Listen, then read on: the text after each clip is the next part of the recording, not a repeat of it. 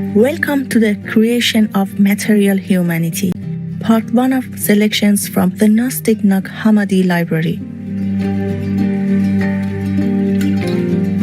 The Hammadi library is a collection of early Christian and Gnostic manuscripts, also called codices, that were discovered in 1945 near the Egyptian town of Hammadi.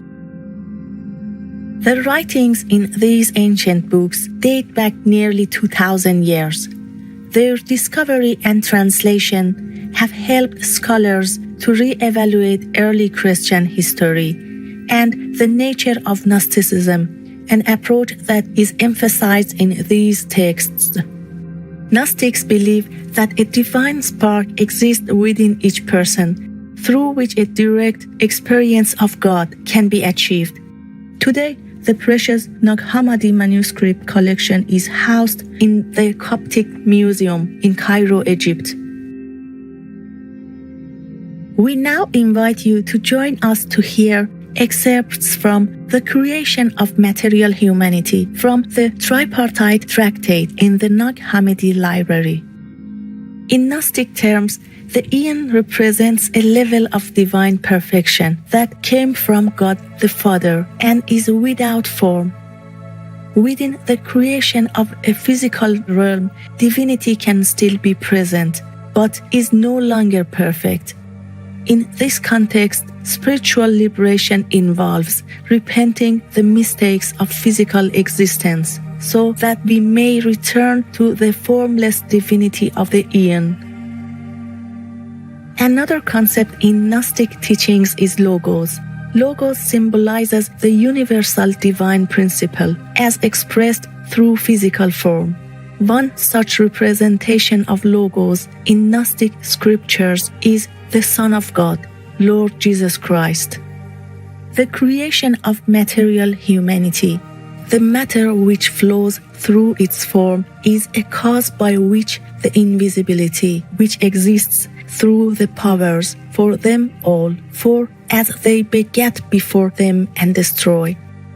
The thought which is set between those of the right and those of the left is a power of begetting. All those which the first ones will wish to make, so to speak, a projection of theirs, like a shadow cast from and following a body. Those things which are the roots of the visible creations, namely the entire preparation of the adornment of the images and representations and likenesses, have come into being because of those who need education and teaching and formation, so that the smallness might grow little by little as through a mirror image. For it was for this reason that he created mankind at the end, having first prepared and provided for him the things which he had created for his sake, like that of all else is the creation of mankind as well. The spiritual Logos moved him invisibly as he perfected him through the demiurge and his angelic servants who shared in the act of fashioning in multitudes when he took counsel with his archons. Like a shadow is earthly man, so that he might be like those who are cut off from the totalities. Also, he is something prepared by all of them, those of the right and those of the left, since each one in the orders gives a form to the in which it exists. The which the Logos, who was defective, brought forth, who was in the sickness, did not resemble him, because he brought it forth forgetfully, ignorantly, and defectively, and in all the other weak ways, although the Logos gave the first form, through the demiurge out of ignorance, so that he would learn that the Exalted One exists, and would know that he needs him. This is what the prophet called living spirit and breath of the exalted Aeons, and the invisible, and this is the living soul, which has given life to the power which was dead at first. for that which is dead is ignorance. It is fitting that we explain about the soul of the first human being that it is from the spiritual logos, while the Creator thinks that it is his, since it is from him, as from a mouth through which one breathes. The Creator also sent down souls from his substance, since he too has a power of procreation, because he is something which has come into being from the representation of the Father.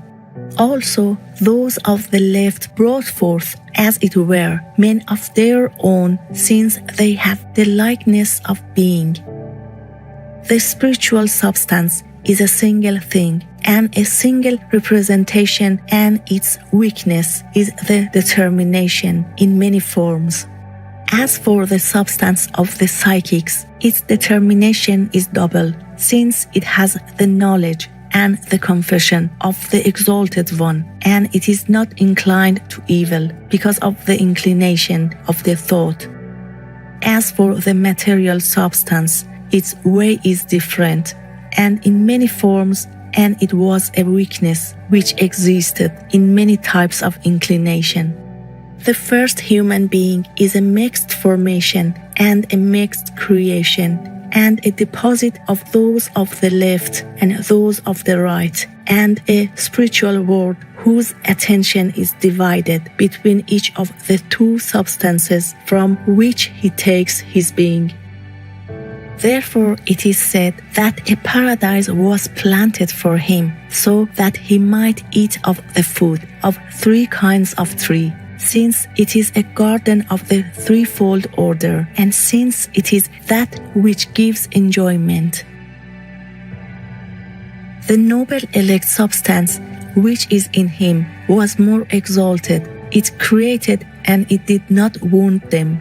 Therefore they issued a command, making a threat and bringing upon him a great danger, which is death. Only the enjoyment of the things which are evil did he allow him to taste, and from the other tree with the double fruit he did not allow him to eat, much less from the tree of life, so that they would not acquire honor them, and so that they would not be by the evil power which is called the serpent. And he is more cunning than all the evil powers. He led man astray through the determination of those things which belong to the thought and the desires. He made him transgress the command so that he would die, and he was expelled from every enjoyment of that place.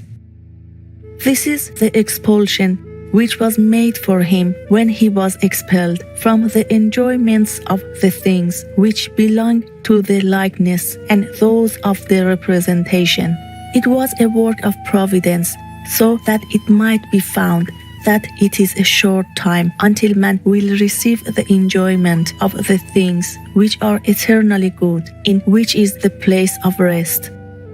This the Spirit ordained when he first planned, that man should experience the great evil which is death, that is complete ignorance of the totality, and that he should experience all the evils which come from this end after the deprivations and cares which are in these, that he should receive of the greatest good, which is life eternal, that is, firm knowledge of the totalities and the reception of all good things. Because of the transgression of the first man, death ruled. It was accustomed to slay every man in the manifestation of its domination, which had been given it as a kingdom because of the organization of the Father's will, of which we spoke previously. It's rewarding for me to know that my art is fighting oppression and growing the vegan movement. My biggest dream is to see a vegan world. Rivers Lab Vegan. Elegant viewers, we appreciate your kind presence for selections from the Gnostic Hammadi Library, Part 1 of 2, The Creation of Material Humanity, on Words of Wisdom.